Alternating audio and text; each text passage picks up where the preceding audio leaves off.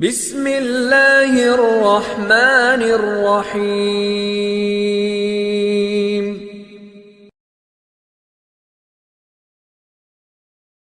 اور امام کی مناظرات کا سلسلہ شروع ہوا، علمی مناظرات کا۔ کتنی عمر سے؟ 83 میں ولادت ہوئی ہے، 86 میں عبد الملک بن مروان کی موت ہو رہی ہے۔ اب آپ دیکھیں کہ عبد الملک بن مروان کی زندگی کے آخری دنوں میں قدری مناظر ہے شام میں، اور جو بھی مسلمان عالم آتا ہے وہ اس کو شکست دیتا ہے۔ اب آخر میں جب سب کو شکست دے چکا تو اس نے عبد الملک بن مروان سے کہا کہ یا تو شکست قبول کرو، میرے نظریات کو قبول کرو اور میرے نظریات اور عقائد کو اپنی اسلامی دنیا میں نافذ کرو، یا پھر کسی کو لے کے آؤ کہ وہ مجھے شکست دے۔ اب کون بچا ہے؟ بڑے بڑے مفتی، بڑے بڑے ملا، بڑے بڑے عالم، جو بھی آیا شکست کھا گیا۔ اب مجبور ہو کے عبد الملک بن مروان نے مدینے رابطہ کیا امام سجاد سے، آئیں مدد کریں، یہاں پر اسلام کی عزت زیر سوال ہے۔ گئے امام سجاد؟ نہیں گئے۔ آپ کے بیٹے ہیں محمد باقر، بھیجا انہیں؟ نہیں بھیجا۔ کسے بھیجا؟ عجیب ہے۔ امام سجاد نے کیا کیا؟ جب ان کی سیرت بیان کروں گا تب اس روایت کا مفہوم آپ کی خدمت میں روشن ہوگا، 1 یا 2 دن کے بعد، جب 3 دن کے بعد، جب بھی نوبت آئے گی۔ لیکن خود نہیں گئے، نہ بیٹے کو بھیجا، پوتے کو بھیجا۔ امام صادق کو کتنی عمر ہے؟ 3 سال پورے نہیں ہوئے ابھی۔ گئے اور جیسے ہی شام پہنچے تو اب وہ ہنسنے لگا قدری مناظر کا، یہ کیا عجیب تماشا ہے بھائی، اب بڑے بڑے علماء اور مفتی جب ختم ہو گئے تو چھوٹے بچوں کو اٹھا کے لے آؤ، یہ توہین کرنا چاہتے ہو میری؟ اس کے تیور دیکھے تو امام نے فرمایا، امام صادق نے، کہ نہ تمہیں زیادہ پریشان ہونے کی ضرورت نہیں اور نہ ہی تمہیں زیادہ انتظار کرنا پڑے گا۔ اتنا جب اعتماد دیکھا اس نے تعجب سے امام کی طرف دیکھا تو امام نے بلا فاصلہ کہا کہ بتاؤ، اپنے عقائد کا بیان کرو۔ اس نے کہا میرا پہلا عقیدہ یہ ہے کہ انسان اپنے تمام امور میں، افعال میں، اعمال میں، کاموں میں مختار محض ہے، اور اللہ کو بندے کے کسی بھی کام میں دخل و تصرف کا حق حاصل نہیں ہے، مداخلت کا حق حاصل نہیں ہے۔ امام نے اس قدری مناظر کی طرف دیکھا اور فرمایا کہ قرآن جانتے ہو؟ کہا میں حافظ ہوں کل قرآن کا۔ کہ پھر تو سورہ فاتحہ یاد ہوگی؟ کہا یاد ہے۔ کہ پڑھو۔ اس نے پڑھنا شروع کی، بسم اللہ الرحمن الرحیم، الحمدللہ رب العالمین الرحمن الرحیم مالک یوم الدین ایاک نعبد و ایاک نستعین۔ آگے پڑھنا چاہ رہا تھا، امام نے اشارہ کیا رکو۔ کا کیوں؟ کہ بس اتنا ہی چاہیے۔ جب تمہارا عقیدہ یہ ہے کہ اللہ کو بندے کے کسی کام میں، عمل میں، فعل میں دخل و تصرف کا حق حاصل نہیں ہے، یہ مختار محض ہے، تو پھر تم ایاک نعبد و ایاک نستعین کہہ کر خود اسے حق کی مداخلت کیوں دے رہے ہو؟ جیسی امام نے کی سمجھ گیا اور اپنی شکست کا اعتراف کیا۔ یہ پہلا مناظرہ ہے۔ اس کے بعد اب آئیے اپنے عہد امامت سے پہلے وہ دیکھ لیں، اپنے عہد امامت کے آغاز کے بعد، اور کیا انداز ہے۔ اب بچے بیٹھے ہیں تو میں ایسی بات کروں جو ان تک پہنچ جائے۔ ابو شاکر دیسانی یہ ملحد تھا، خدا کے وجود کا انکار کرتا تھا۔ اب دیکھیں کس سے کس لہجے میں بات کرنی ہے، کس سے کس انداز میں بات کرنی ہے، کس اسلوب میں بات کرنی ہے، کس زاویے سے کون سی مثال دینی ہے، کون سی تشبیہ دینی ہے۔ یہ ابو شاکر دیسانی یہ پرندوں کا کام کرتا تھا، انڈوں کا کام کرتا تھا، مرغیاں اس نے رکھی ہوئی تھیں۔ یہ آیا امام کے پاس مناظرہ کرنے کے لیے، اور ساتھ میں اس کا چھوٹا بچہ بھی ہے، اور بچے نے ہاتھ میں ایک انڈا اٹھایا ہوا ہے، مرغی کا یا کسی اور پرندے کا۔ آ کے اس نے گفتگو شروع کی، کہا جعفر صادق میں اللہ کو نہیں مانتا۔ امام نے کوئی بحث نہیں کی، عجیب سوال پوچھا۔ کہا ابو شاکر تو نے ایک ایسا قلعہ دیکھا ہے جس کا کوئی دروازہ نہیں ہے، اور یہ قلعہ جو ہر طرف سے بند ہے، کوئی دروازہ نہیں ہے، اس کے اندر 2 دریا ہے، ایک زرد ایک سفید، اور ان 2 دریاؤں کے درمیان کوئی رکاوٹ نہیں ہے، کوئی دیوار نہیں ہے، لیکن یہ آپس میں ملتے نہیں ہیں۔ جتنا عرصہ رہیں ملیں گے نہیں. اب عجیب یہ کہ باہر سے تو یہ قلعہ بند ہے، لیکن ایک دن اسی قلعے کے اندر سے ایک زندہ اور جیتی جاگتی ہوئی مخلوق باہر آ جاتی ہے جو پہلے نہیں ہوتی. کہ میں نے تو ایسا قلعہ نہیں دیکھا نہ سنا آج تک. امام نے فرمایا چشم بصیرت چاہیے، ذرا اپنے بچے کے ہاتھ میں یہ انڈا تو دیکھ. وہ کون سی ذات ہے جو ان دو پانیوں کو اس انڈے کے اندر ملنے نہیں دیتی، اور وہ کون سی ذات ہے کہ اسی انڈے کے اندر سے زندہ اور جیتی جاگتی مخلوق جب باہر سے کوئی جا نہیں سکتا تو اندر سے کیسے نکل رہی ہے؟ وہی خدا ہے. ایک مثال دی اور یہ ملحد مسلمان ہو کے اٹھ کے چلا گیا. دیر نہیں لگتی ہے. ابن درہم، یہ تو خدا کا انکار کرتا تھا، ابو شاکر دیسانی. ابن درہم اس نے خود خدائی کا دعویٰ کیا، کیونکہ اسے ایک ایسی ترکیب سمجھ میں آ گئی تھی کہ مٹی اور پانی کو آپس میں ملا کر ایسی ترتیب سے رکھتا تھا کہ تھوڑی دیر کے بعد وہ حشرات الارض اور کیڑے مکوڑے بن جاتے تھے. اور لوگوں کو یہ کہنا شروع ہو گیا کہ دیکھو میں ان کا خالق ہوں. ہے نا آج کل کسی کو تھوڑا سا کوئی کمال مل جائے یا کوئی ایسا دھوکہ دینے کی ترکیب سمجھ میں آ جائے، یا پیر بن جاتا ہے یا پیر سے بھی بڑھ کے خود خدائی کا اقرار کر لیتا ہے اور اظہار کرنا شروع کر دیتا ہے. تو کہا میں تو خدا ہوں، میں نے خلق کیا ہے. جیسی امام تک یہ خبر پہنچی تو امام اٹھے، اپنے شاگردوں کو ساتھ لیا، چونکہ اب کافی سارے کمزور عقیدے کے حامل اس کے معتقد بننا شروع ہو گئے، مرید بننا شروع ہو گئے کہ ہاں واقعاً یہ خالق ہے. سجدے کرنا شروع ہو گئے. امام پہنچے، کہا کہ تو خالقیت کا دعویٰ کرتا ہے؟ کہا ہاں. کہ خدا ہونے کا دعویٰ کرتا ہے؟ کہا ہاں. کہ کیسے؟ امام کے سامنے اس نے پانی اور مٹی کو اسی ترکیب سے ملایا اور کچھ ایسا ترتیب سے کام کیا کہ تھوڑی دیر کے بعد حشرات الارض کیڑے مکوڑے رینگنا شروع ہو گئے. کہ دیکھیے کس نے خلق کیا انہیں؟ میں نے. کہا اچھا تو خالق ہے، تو ذرا یہ تو بتا دے کہ ان کی تعداد کتنی ہے جنہیں تو نے خلق کیا. اب چونکہ اتنی بڑی تعداد میں ہوتے تھے کہ یہ تو مجھے نہیں پتا، گننا پڑے گا. کہ اچھا اگر تجھے تعداد نہیں پتا تو یہ بتا دے کہ ان میں سے مذکر کتنے اور مؤنث کتنے، نر کتنے اور مادہ کتنے ہیں؟ کہا مجھے تو نہیں پتا.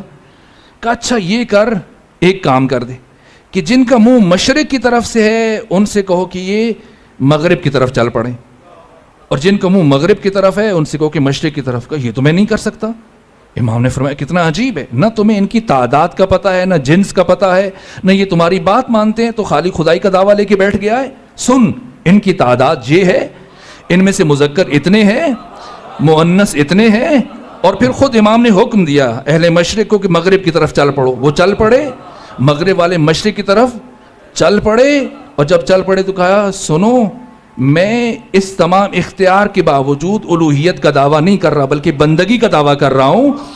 اور تو جنہیں خلق کرنے کے بعد، یہ پیدا کرنے کے بعد سمجھ رہا ہے کہ تو حقیقی خالق ہے، اگر انہیں زبان مل جائے، قوت گویائی مل جائے اور تم ان کی زبان سمجھ سکو تو یہ اپنی زبان سے اس خدا کے وحدہ لا شریک ہونے کا اعلان کریں گے. مسجد نبوی میں ہزاروں شاگرد بیٹھے ہیں، امام مسند پر تشریف فرما ہے، لوگوں کو ان کے سوالوں کے جواب دے رہے ہیں. ایسے میں ایک شخص آیا اور آ کے کہا جعفر صادق، میں نے آپ سے گفتگو کرنی ہے، مناظرہ کرنا ہے. کہ کس بارے میں مناظرہ کرنا ہے؟ کہ اللہ کے بارے میں مناظرہ کرنا ہے، توحید کے بارے میں مناظرہ کرنا ہے، خدا کے وجود سے متعلق گفتگو کرنی ہے. امام نے اس کے چہرے کی طرف دیکھا، کہا اچھا ٹھیک ہے ہم مناظرہ کریں گے، لیکن پہلے اپنا نام تو بتا دیجیے، اپنا تعارف تو کروا دیجیے. یہ سب مجھے تو جانتے ہیں کہ میرا نام جعفر صادق ہے، میں محمد باقر کا بیٹا ہوں، میں رسول اللہ کا فرزند ہوں، یہ مجھے اچھی طرح سے پہچانتے ہیں. تو جب ہمارے درمیان گفتگو ہونے لگی ہے تو انہیں پتہ تو چل جائے کہ یہ فریق ہیں کون کون. مجھے پہچانتے ہیں، آپ بھی اپنا تعارف کروا دیں. جب امام نے یہ بات کہی تو وہیں رک گیا، حیران، سرگردان، ساکت، مبہوت، وہیں بت بن کے کھڑا ہو گیا. چپ رہا، پھر سر جھکایا اور تھوڑی دیر کے بعد محفل سے نکل گیا. اب امام کے صحابی ہیں، کہا حضرت ہم تو بڑے خوش تھے کہ آیا ہے، مناظرہ کرے گا تو ہمیں کچھ سیکھنے کا موقع مل جائے گا، سوال و جواب سے ہمیں فائدہ پہنچے گا، تو آپ نے تو مناظرہ ہی نہیں کیا. امام نے فرمایا مناظرہ تو ہو گیا. کہ کیسے؟ ہم نے تو نہیں سنا. کہ مناظرہ بھی ہو گیا اور اس نے اپنی شکست کا اعتراف بھی کر لیا. تو وہ کیسے؟ کہا کہ یہ شخص آیا تھا میرے ساتھ اللہ کے وجود سے متعلق گفتگو، بحث اور مناظرہ کرنے کے لیے، اور میں نے پہلے ہی مرحلے میں اس کا نام پوچھا، اور اس کا نام تھا عبداللہ. اور یہ بڑا ہوشیار اور زیرک آدمی تھا. جب میں نے نام پوچھا تو سمجھ گیا کہ جعفر صادق نام کیوں پوچھ رہا ہے. اب اگر یہ نام بتائے تو پھنستا ہے، نہ بتائے تو پھنستا ہے. اس لیے کہ اگر یہ اپنا نام بتا دیتا کہ میرا نام عبداللہ ہے تو اسے پتا تھا کہ اگلا سوال میں نے کیا کرنا ہے کہ جب کوئی اللہ ہی نہیں ہے تو عبداللہ کہاں سے آ گیا، اور اٹھ کے چلا گیا. یہ انداز ہے. درد منصور دوانقی کے لیے قابل برداشت نہیں تھا. اس لیے اس نے سوچا کہ کیا کرے کہ امام صادق کی شخصیت کو توڑنے میں کامیاب ہو جائے، آپ کی شخصیت کو گرانے میں کامیاب ہو جائے. مدینہ جو روحانیت، علم اور معرفت اور قداست کا مرکز بن چکا ہے، اس مرکزیت کو توڑنے میں کامیاب ہو جائے، لوگوں کو اپنی طرف متوجہ کرنے میں. جہاں بھی جاتا ہے اس کو احساس ہوتا ہے کہ کوئی اس کی شخصیت نہیں ہے. بظاہر حکمران ہے، ہزاروں محافظ ہیں، سپاہی ہیں، ننگی تلواریں، آگے پیچھے ہٹو بچو، لیکن جہاں چلا جائے، حج کے اوپر چلا جاتا ہے، وہاں کبھی سامنا ہو جائے ادھر امام صادق کے تو دیکھتا ہے کہ دنیا بڑھ رہی ہے، پاؤں چوم رہے ہیں لوگ، ہاتھ چوم رہے ہیں، آگے بڑھ رہے ہیں امام کی طرف، راستہ چھوڑ رہے ہیں. ادھر اس کی کوئی حیثیت نہیں ہے. یہ چیز اس سے برداشت نہیں ہو رہی تھی. اس نے سوچا، اور سوچنے کے بعد اس نے کہا میں نے جعفر صادق کی مرکزیت کو توڑنا ہے. اس نے امام صادق کے شاگردوں میں سے ہی ایک کو تیار کیا جو زیادہ مشہور تھا، اپنی لیاقت اور قابلیت کے اعتبار سے نام پیدا کر چکا تھا. 2 سال پڑھا اور خود اس کا اعتراف ہے. اکثر یہ جملہ ہر ایک نے اپنے زمانے میں کہا ہے، لولا علی لہلک فلاں. یہ صرف پہلے عصر میں نہیں ہے، ابھی عصر امام صادق میں بھی کسی نے کہا کہ لولا سنتان لہلک نعمان. اگر جعفر صادق کی شاگردی میں 2 سال مجھے میسر نہ ہوتے تو میں ہلاک ہو چکا ہوتا. بالآخر سے رابطہ کیا، کہا نعمان جعفر صادق کو میں نے بلانا ہے اور تم نے ان کے ساتھ گفتگو کرنی ہے، بحث کرنی ہے، مناظرہ کرنا ہے. میں تمہیں مہلت دیتا ہوں، ایسے سوال تیار کرو کہ وہ کسی سوال کا جواب نہ دے سکیں. اگر تم یہ کرنے میں کامیاب ہو گئے تو میں پوری اسلامی دنیا میں تمہاری امامت کا اعلان کر دوں گا اور تمہیں امام اعظم کا خطاب دے دوں گا، اور اتنا کچھ عطا کر دوں گا تمہیں کہ تمہاری آنے والی نسلوں کے لیے کافی ہو جائے گا. کہا کہ ٹھیک ہے، مجھے کچھ وقت چاہیے. کہا ٹھیک ہے، وقت لے لو. اور چند مہینے گزرنے کے بعد یہ خود آیا ابو جعفر منصور دوانقی کے پاس. کہا کہ سوال تیار ہیں، اب بلائیے جعفر صادق کو. امام کو بلایا گیا. امام آئے، اور جب آئے تو اب گفتگو کا سلسلہ شروع کیا. ابو جعفر منصور دوانقی نے کہا کہ یہ بہت بڑے عالم ہیں اور فقیہ ہیں، محدث ہیں. دیکھیں، امام نے نہیں کہا کہ میں جانتا ہوں اسے کون ہے. کہہ سکتے تھے ہاں یہ میرے پاس آتا تھا پڑھنے کے لیے، نہ کہا ہم جانتے ہیں، بس اتنا کہا ہم جانتے ہیں ان کو. کہا کہ ان کی کچھ سوال ہیں. امام نے فرمایا پوچھو. اب وہ 40 سوال تیار کر کے لایا اور اپنے زعم میں کہ اب امام کسی سوال کا جواب نہیں دے پائیں گے. امام نے فرمایا پوچھو. اس نے کہا پہلا سوال یہ ہے کہ مردار میں اور ذبیحہ میں کیا فرق ہے؟ کیوں ایک کا گوشت حلال ہے دوسرے کا گوشت حرام ہے؟ امام نے فرمایا خون کا فرق ہے. ایک کا خون نکل جاتا ہے وہ حلال ہے، ایک کا خون اس کے اندر رہ جاتا ہے وہ حرام ہے.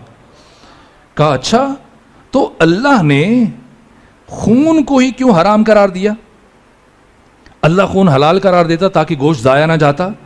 فرمایا نہ، اللہ خون کو حلال قرار نہیں دے سکتا تھا کیونکہ خون میں 3 مفسدے ہیں. اگر کوئی شخص خون کھانا یا پینا شروع کر دے، ایک تو اس کے جسم سے بدبو آئے گی، تعفن اٹھے گا، دوسرا یہ قسی القلب ہو جائے گا، تیسرا کوڑ اور جزام کی بیماری اس کو لاحق ہو جائے گی.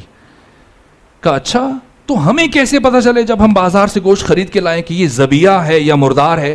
فرمایا آگ پہ رکھو، اگر سکڑنا شروع ہو جائے تو ذبیحہ ہے، اگر پھیلنا شروع ہو جائے تو مردار ہے. کہا اچھا، تو پھر اگر ذبیحہ شرط ہے، ذبح کرنا شرط ہے، تو پھر مچھلی کو تو ذبح نہیں کیا جاتا. امام نے فرمایا کہ مچھلی کا پانی سے باہر آ کے مرنا ہی اس کا ذبیحہ ہے. کہ کیوں؟ کیا فرق ہے؟ پانی کے اندر مرے مردار، پانی کے باہر مرے تو ذبیحہ اور حلال ہے. اس سے کیا فرق پڑتا ہے اندر مرے یا باہر؟ امام نے فرمایا نہ، جب وہ پانی سے باہر آتی ہے تو تڑپنا شروع ہوتی ہے، تو اس کے تڑپنے کے نتیجے میں ایک تو خون اس کے جسم میں بہت کم مقدار میں ہوتا ہے، دوسرا جب وہ مچھلی تڑپتی ہے تو اس کا خون اس کے دہن میں سر کی جگہ جمع ہو جاتا ہے اور باقی سارا جسم اس کا خون سے خالی ہو جاتا ہے، تصفیہ ہو جاتا ہے. اس لیے مچھلی کا تصفیہ پانی سے باہر آ کے. کہا اچھا یہ اللہ کیا صرف عربی زبان جانتا ہے؟ نہ، امام نے فرمایا نہ، ہر زبان جانتا ہے. کہا پھر نماز کو عربی زبان میں کیوں واجب قرار دیا؟ کہا اس لیے کہ نماز تحریف، تغیر اور تبدل سے محفوظ رہے، اصلی شکل میں باقی رہے ہمیشہ، اس لیے عربی زبان میں واجب کیا. کہا کیا خدا ہر جگہ موجود نہیں ہے؟ امام نے فرمایا ہر جگہ موجود ہے. کہا پھر قبلے کی طرف منہ کر کے نماز کو واجب کیوں قرار دیا گیا؟ امام نے فرمایا نظم و ضبط کے لیے. کہا اگر اسلام میں نظم و ضبط کی اتنی اہمیت ہے تو پھر موت کا ایک وقت اور سبب اور مرض معین کیوں نہیں کیا؟ امام نے فرمایا یہ رحمت الہیہ کے خلاف ہے. اگر وقت معین ہو جائے، سبب معین ہو جائے، مرض معین ہو جائے تو لوگ موت سے غافل ہو جائیں گے اور اسی غفلت کی حالت میں ان کی موت آ جائے گی، عمل سے دور رہیں گے. کہا اچھا یہ آپ کے شیعہ اعمال میں سست ہیں اور آپ کے مخالف یہ اعمال میں چست ہیں. آپ کے شیعہ نماز میں سستی کرتے ہیں، روزے میں سستی کرتے ہیں، حج میں، لیکن آپ کے جو مخالفین ہیں یہ بڑی چابک دستی سے اعمال بجا لاتے ہیں. امام نے فرمایا وہ اس کی وجہ یہ ہے کہ شیطان نے ہمارے شیعوں کو عقیدے میں گمراہ کرنے کی کوشش کی تو ناکام ہوا، اس لیے عمل میں گمراہ کرنے کی کوشش کرتا ہے تو اسے کچھ کامیابی ہو جاتی ہے، اور تم اعمال میں اس لیے چست ہو کہ وہ تمہیں عقیدے میں گمراہ کرنے کے بعد مطمئن ہو گئے کہ عمل میں لگے رہو، اس میں کیا رکھا ہے. اس نے پوچھا کہ یہ اولاد فاطمہ ہونا اور سید ہونا یہ کون سا بڑا شرف ہے؟ امام نے فرمایا کیا یہ شرف کم ہے کہ ہم کسی کے نسب میں شامل ہونے کی کوشش نہیں کرتے لیکن ہر کوئی ہمارے نسب میں شامل ہونے کی کوشش کرتا ہے. کہا کہ ایسی جنت کا کیا فائدہ کہ انسان تو جنت میں چلا جائے، اس کے بھائی بہنیں ماں باپ دوست جہنم میں چلے جائیں، اب جب بھی ان کی یاد آئے گی تو جنت اس کے لیے جہنم بن جائے گی. تو ایسی جنت کا کیا فائدہ؟ یا تو سب چلے جائیں تو اکیلا جائے گا تو ہمیشہ دکھی رہے گا، حزین محزون پریشان غمگین رہے گا، اداس رہے گا. امام نے فرمایا ایسا نہیں ہوگا. جنت میں پہنچنے کے بعد انسان کی عقل کامل ہو جائے گی، اور جب عقل کامل ہو جائے تو دوستی اور دشمنی کا معیار صرف خدا رہ جاتا ہے، اور جب معیار خدا بن جائے تو وہ اللہ کے دشمن کو کبھی اپنا دوست نہیں سمجھ سکتا، نہ اس کی یاد میں تڑپے گا. بالآخر مختصر کیا جائے، اب وقت ختم ہو رہا ہے. کہا کہ کیا یہ اعمال مادی ہیں؟ امام نے فرمایا نہیں، اعمال مادی نہیں ہیں. کہا پھر قرآن نے کیوں کہا کہ قیامت کے دن اعمال کو تولا جائے گا؟ اگر مادی نہیں ہے تو وہ میزان کیسا ہے؟ مادی چیز کو تولا جا سکتا ہے، تو اگر یہ اعمال مادی نہیں ہے، معنوی ہیں، روحانی ہے، تو تولا کیسے جائے گا؟ امام نے فرمایا کہ ہوشیار ہو جاؤ، وہ میزان ہم محمد و آل محمد کی ولایت ہے جس پر تمام انسانوں کے اعمال کو، اور یہ میرے جد بزرگوار رسول اسلام نے فرمایا تھا کہ ایک شخص اگر قائم اللیل ہے، صائم النہار ہے، دائم الخیرات ہے، ساری رات کھڑے ہو کے عبادت کرے، سارا دن روزہ رکھے، نمازیں پڑھتا رہے، کوئی ابو قبیس کی مقدار کے برابر سونا اور چاندی راہ خدا میں دے دے، صفا و مروہ کے درمیان صحیح کرتا وہ ناحق بے گناہ مارا جائے، اگر وہ ہماری ولایت کا عقیدہ نہیں رکھتا تو جنت دور کی بات ہے، جنت کی خوشبو سے بھی محروم رہ جائے گا. جیسے امام نے یہ جواب دیے، ابو حنیفہ کھڑا ہو گیا، یہ بھی بھول گیا کہ کہاں ہے، یہ بھی بھول گیا کہ کس نے بلایا تھا، یہ بھی بھول گیا کس لیے بلایا تھا. اس قدر جذب ہوا امام کے علمی جوابوں سے، اتنا حیرت زدہ ہوا، دہشت زدہ ہوا، وہی کھڑا ہوا. کہا جعفر صادق ابو حنیفہ اللہ کی قسم کھا کے اعلان کرتا ہے کہ چشم فلک نے، آسمان کی آنکھ نے اس کائنات میں آپ سے بڑا عالم نہیں دیکھا ہے. خود اعتراف کیا. بہرحال امام وہاں سے تشریف لے گئے، چلے گئے. نہیں، آج وہ عزاداری کا بھی وقت ہے اور سینہ زنی بھی کریں گے اور تابوت بھی برآمد کیا جائے گا، اس لیے اب میں یہیں پہ رک رہا ہوں، اور ضرورت اگر پیش آئی تو بعد میں امام کی سیرت کو مزید پڑھا لیں گے، لیکن اب خلاصہ کرنا چاہتا ہوں، ختم کرنا چاہتا ہوں۔ اب جب اس طرح سے بھی منصور دوانی کی امام کی شخصیت کو کمزور نہ کر سکا، مرکزیت کو نہ توڑ سکا، تو اس نے ایک اور چال چلی۔ اس نے سرکاری سطح پر یہ حکم جاری کر دیا کہ اب اگر کوئی جعفر صادق کے پاس مسئلہ پوچھنے کے لیے جائے گا تو اسے سرکاری خزانے میں 1 دینار ٹیکس جمع کروانا پڑے گا، اور اگر کوئی ہمارے امام کے پاس مسئلہ پوچھنے کے لیے جائے گا تو اسے انعام کے طور پر 1 دینار ملے گا، انعام ملے گا۔ تو اب مومنین تو پریشان ہو گئے نا، پریشان ہو گئے۔ اب ایک مومن آیا، کہا کہ دن میں کمائیں، گھر چلائیں یا پھر خزانے میں دیں، اب تو آپ سے زیارت کرنا بھی مشکل ہو گئی، مسئلہ پوچھنا بھی، آپ کے پاس آنا، پہلے تو چلیں آ جاتے تھے کام کرنے کے بعد دین سیکھنے کے لیے، اب کیسے آئیں کہ اگر کمائیں تو پھر آپ کے پاس آنے کے لیے دے دیں تو گھر کیسے چلائیں، اور گھر چلائیں تو آپ سو مسائل کیسے پوچھیں؟ امام نے فرمایا دیکھیں مشکل کشا کے بیٹے ہیں نا، کہا کہ اس میں پریشانی کیا بات ہے، پہلے وہاں جایا کرو حکومتی ملا کے پاس، مفتی کے پاس، اور وہاں سے 1 دینار لے کے آ جایا کرو، اور پھر جعفر صادق کے پاس آ جایا کرو اور یہاں سے دین لے کے چلے جایا کرو۔